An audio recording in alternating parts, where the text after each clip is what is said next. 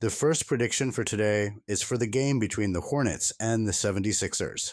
Tonight's matchup at the Wells Fargo Center is one of those early season clashes that could tell us a lot about where both teams stand right now. Philly came out of the gate hot, taking down Boston in a thriller, but honestly, that win said as much about the Celtics' missing pieces as it did about the Sixers' depth. Tyrese Maxey and rookie sensation VJ Edgecombe looked electric, dropping 40 and 34 points. But let's be real, that kind of shooting show doesn't happen every night. Joel Embiid, on the other hand, looked like a shadow of himself. For points, 1 for 9 shooting, barely moving on defense. That's not the Embiid we're used to seeing. If he's still dealing with nagging issues, Philly could find themselves in trouble faster than expected. Paul George being out again doesn't help either. Sure, the Sixers are always dangerous at home, but this isn't the same dominant squad that used to bully teams under the rim. Now, let's talk about Charlotte. This team finally looks like it's waking up. They came into the season blasting Brooklyn 136 to 117, hitting 17 threes and handing out 33 assists. That ball movement was pure fire. Brandon Miller looked smooth and confident, scoring 25 and dishing 7 assists, while LaMelo Ball reminded everyone that when he's healthy, he's one of the most creative playmakers in the game. Add Miles Bridges and rookie big man Ryan Cockbrenner, who already logged a double-double in his debut, and you've got a squad that plays loose, confident basketball.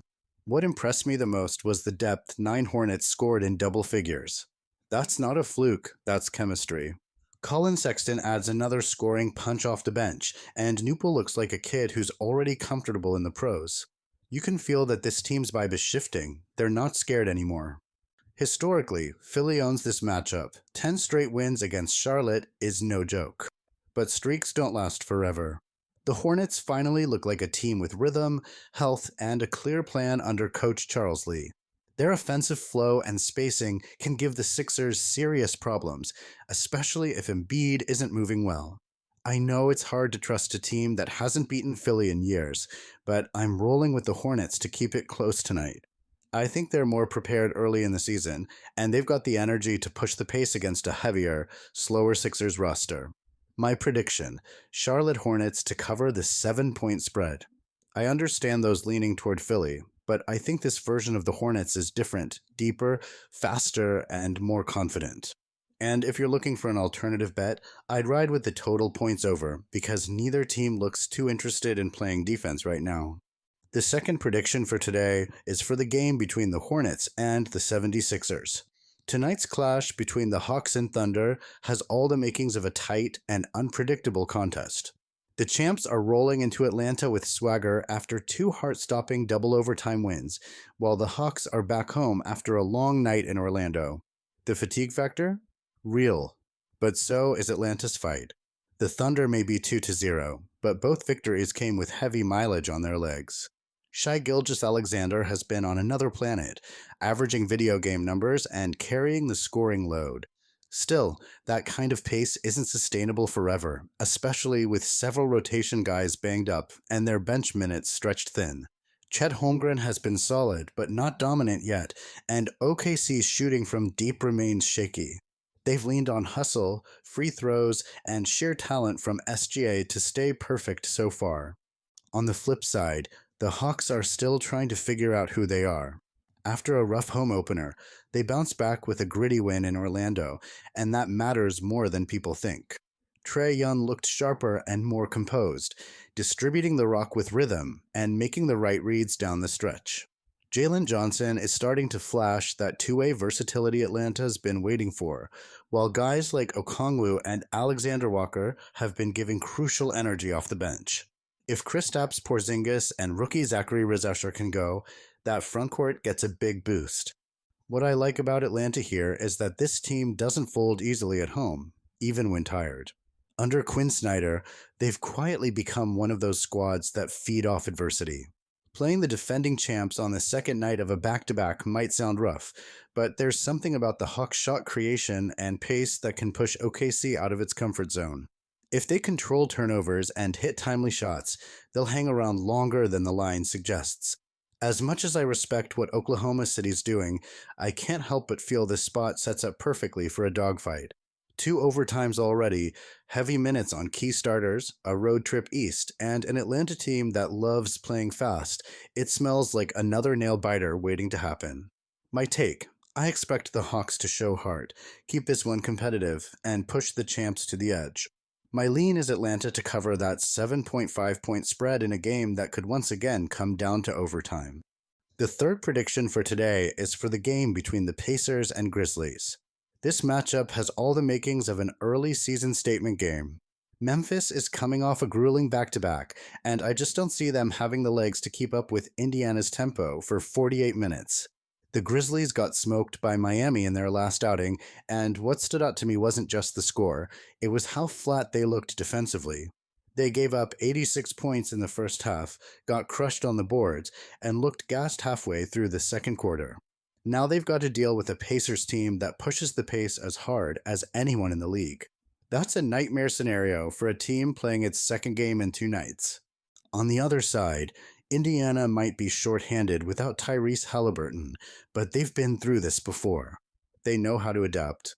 Benedict Mathurin and Pascal Siakam have stepped up big time, combining for nearly 70 points in that double overtime thriller against Oklahoma City. Mathurin looks like a guy who's ready to take the next leap, attacking the rim with confidence and knocking down tough shots. Siakam brings that veteran poise, always making the right reads and keeping the offense flowing when things get tight. Obi Toppin has also been quietly effective, giving them energy, rebounding, and solid finishes around the rim. What I really like about this Indiana squad is their resilience. That game against OKC was a war 2 overtimes, emotional swings, everything, and they never backed down. That tells me a lot about the character of this team. And now they're catching Memphis at exactly the right time. The Grizzlies rely heavily on Ja Morant to drive the tempo, but when he's coming off a night where he played heavy minutes and is nursing that ankle, I expect him to be less explosive. Without his usual burst, Memphis loses that edge in transition. The Pacers are built to capitalize on fatigue. They love to run, move the ball, and get out in transition, which will force the Grizzlies to play at a pace they simply can't sustain on tired legs. Plus, Indiana's front court with Siakam and Toppin should have a field day on the glass against a Memphis team that's been giving up way too many offensive rebounds. In my eyes, this is the kind of spot where the Pacers' energy and depth shine through. The Grizzlies will come out fighting, no doubt about that, but the longer this game goes, the more Indiana's rhythm and conditioning will take over. My prediction is Indiana Pacers to win. I'm rolling with the Pacers here. I think they'll control the tempo, crash the boards, and wear Memphis down as the game goes on.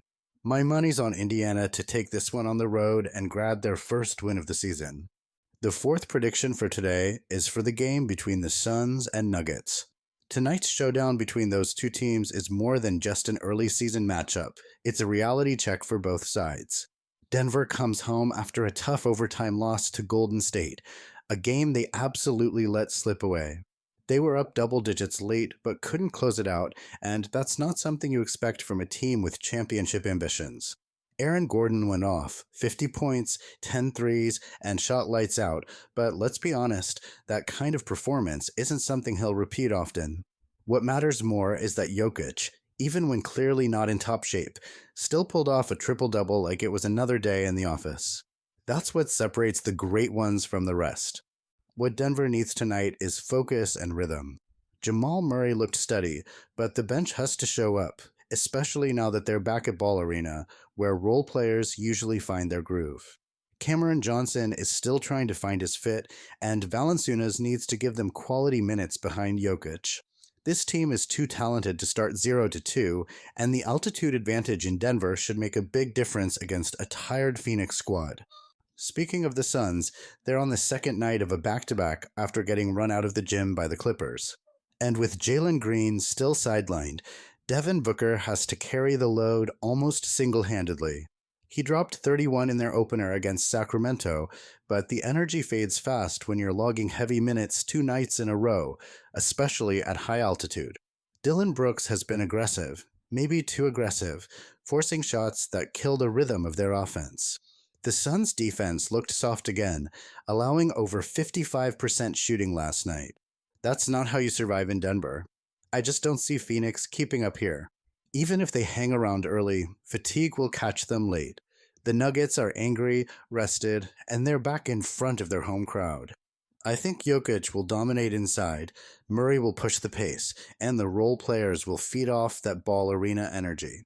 My prediction is Denver Nuggets to win and cover. I expect a solid bounce back from Denver and a reminder to the rest of the league that the champs are still for real.